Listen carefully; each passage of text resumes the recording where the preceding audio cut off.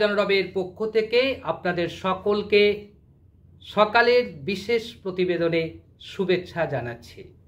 গতকাল আমরা দুটি প্রতিবেদন করেছিলাম জাতীয় স্তরকে নিয়ে, কারণ দুটোই গুরুত্বপূর্ণ ছিল। একটা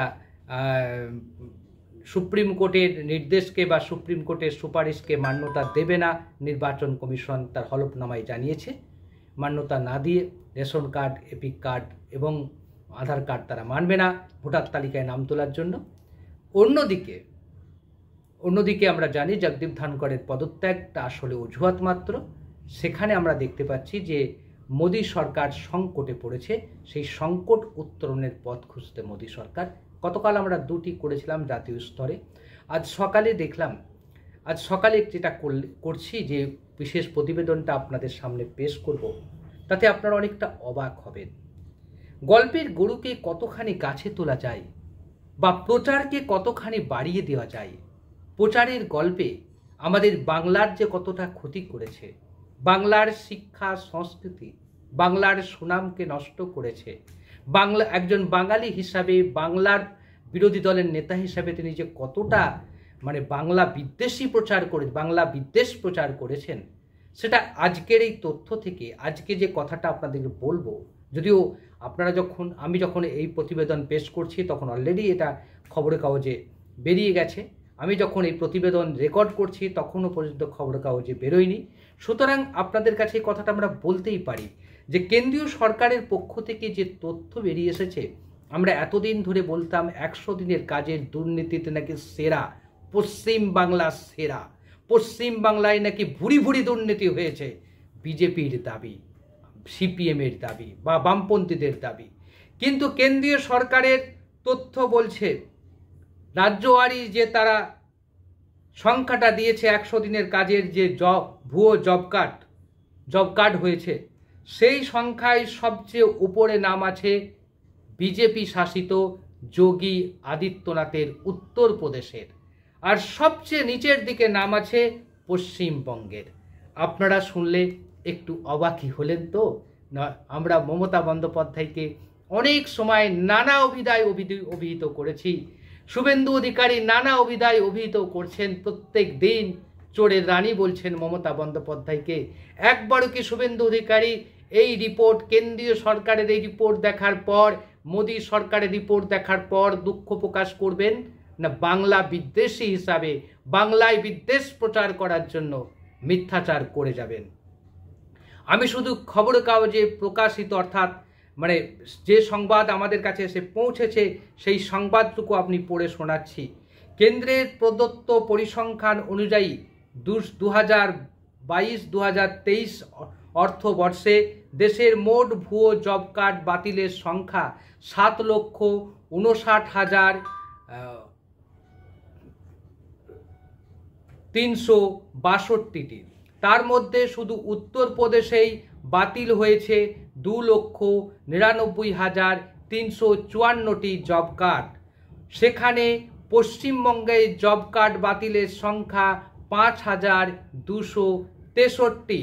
2023-24 অর্থবর্ষে উত্তরপ্রদেশে বাতিল হয়েছিল 1,47,397টি জব কার্ড। সেবার বাংলায় বাতিলের সংখ্যা ছিল 719টি। 2025-26 অর্থবর্ষে সারা দেশেই সংখ্যাটা কম, উত্তরপ্রদেশে বাতিল হয়েছে 3,421টি জব কার্ড। বাংলায় বাতিলের সংখ্যা মাত্র 2টি। শুধু উত্তরপ্রদেশ নয়, মধ্যপ্রদেশ, ছত্তিশগড়, উড়িষ্যা, রাজস্থান সহ একাধিক রাজ্যই ভুয়ো জব কার্ডে বাতিলের সংখ্যায় অনেক এগিয়ে। প্রসঙ্গত বলা প্রয়োজন, 2020-2022-23 অর্থবর্ষে থেকেই বাংলায় 100 দিনের কাজ বন্ধ রেখেছে কেন্দ্র সরকার। অভিযোগ, ভুয়ো জব কার্ড দেখিয়ে নাকি কোটি কোটি টাকা তুলেছে তৃণমূলের নেতারা, যাকে রাজনৈতিকভাবে বাংলার বিরুদ্ধে বঞ্চনা বলে ধারাবাহিকভাবে অভিযোগ করে আসছে রাজ্যের শাসক দল। 2024 সালের লোকসভা ভোটে কেন্দ্রের বঞ্চনাকে প্রচারের অন্যতম ভাষ্য করেছিলেন মমতা বন্দ্যোপাধ্যায় ও অভিষেক বন্দ্যোপাধ্যায়। সোমবার 21শে জুলাইয়ের সভা থেকেও 100 দিনের কাজ সহ আবাস, গ্রাম সড়ক যোজনার মতো কেন্দ্রীয় প্রকল্পে বাংলার টাকা আটকে রাখা নিয়ে সরব হয়েছে তৃণমূল। শাসক দলের প্রশ্ন, অন্য রাজ্যেও ভুয়ো জব কার্ড ছিল, বাংলার চেয়ে তা বহুগুণ বেশি, তাহলে সেই রাজ্যে বরাদ্দ বন্ধ না হলে বাংলায় বন্ধ রাখা হয়েছে কেন? যাকে রাজনৈতিকভাবে বাংলার মানুষকে ভাতে মারার বিজেপি ষড়যন্ত্র বলে অভিহিত করেছে তৃণমূল। লোকসভায় এই বিষয়ে প্রশ্ন করেছিলেন দক্ষিণ কলকাতার তৃণমূল সাংসদ মালা রায়। মঙ্গলবার কেন্দ্রের পঞ্চায়েত ও গ্রামোন্নয়ন মন্ত্রকের তরফে মালার প্রশ্নের লিখিত জবাব দেওয়া হয়েছে। কেন্দ্রীয় পঞ্চায়েত ও গ্রামোন্নয়ন প্রতিমন্ত্রী কমলেশ পাসওয়ান লিখিতভাবে তৃণমূলের সাংসদকে প্রশ্নের যে জবাব দিয়েছেন তাতেই রয়েছে ভুয়ো জব কার্ড বাতিলের পরিসংখ্যান। যদিও কোন রাজ্যে কত গ্রেপ্তার সেই পরিসংখ্যান কেন্দ্রের তরফে দেওয়া হয়নি। মন্ত্রী তার জবাবে জানিয়েছে, প্রকল্পের বাস্তবায়ন, তাতে অনিয়ম হলে ফৌজদারি পদক্ষেপ গ্রহণ, এইসব রাজ্যের বিষয়। এ প্রসঙ্গে কেন্দ্র কোনো তথ্য জানাবে না। প্রত্যাশিতভাবেই কেন্দ্রের এই পরিসংখ্যান নিয়ে, কেন্দ্রের বঞ্চনা নিয়ে আরও সুর চড়িয়েছে তৃণমূল বলেছে, এর আগেও মেয়াদেও কেন্দ্রীয় পরিসংখ্যানে দেখা গিয়েছিল বিজেপি শাসিত রাজ্যগুলিতে ভুয়ো জব কার্ডের পাহাড় ছিল, বাংলার সংখ্যা সেই তুলনায় নগণ্য। একদিকে বিজেপি বাংলায় কাজ করলে শ্রমিকদের টাকা দিচ্ছে না, আর কাজের জন্য অন্য রাজ্যে গেলে বাংলাভাষীদের বাংলাদেশি বলছে। এ থেকে স্পষ্ট বিজেপি বাংলা বিরোধী। যদিও বিজেপির মুখপাত্র তরুণজ্যোতি তিওয়ারির পাল্টা বক্তব্য, বরাদ্দ বন্ধের কারণ শুধু ভুয়ো জব কার্ড নয়, এই প্রকল্পে প্রত্যেকটি রাজ্যকে কেন্দ্রের কাছে হিসাব পেশ করতে হয়। পশ্চিমবঙ্গ সরকার সেটা করেনি। সঠিক হিসাব পেশ করলে নিশ্চয়ই টাকা পাবে। 100 দিনের কাজ নিয়ে কলকাতার হাইকোর্টে মামলা করেছিল সিপিএমের গণসংগঠন পশ্চিমবঙ্গ ক্ষেত মজুর সমিতি। সেই মামলায় গত